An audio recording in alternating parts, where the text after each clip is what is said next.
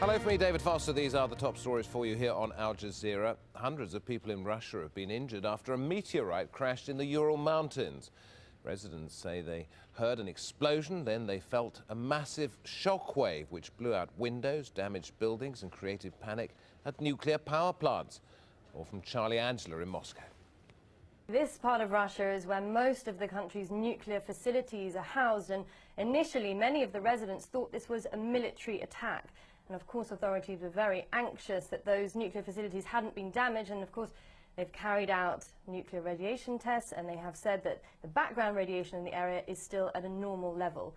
But the number of people injured by this event has now risen to 500. Most of them are just suffering cuts and bruises from the glass and windows that shattered when this sonic boom sent shockwaves through the area.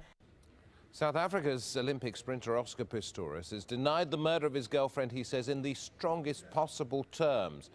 He broke down in tears as the charge of premeditated murder was read out at his first court appearance in Pretoria. Haru Mutasa has more.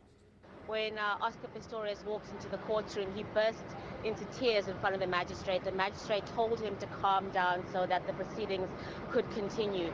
He will apply for bail. State prosecutors say they will oppose his bail application, saying that they're still investigating a case of murder. So what people are waiting to find out now is, will he be granted bail or will he not?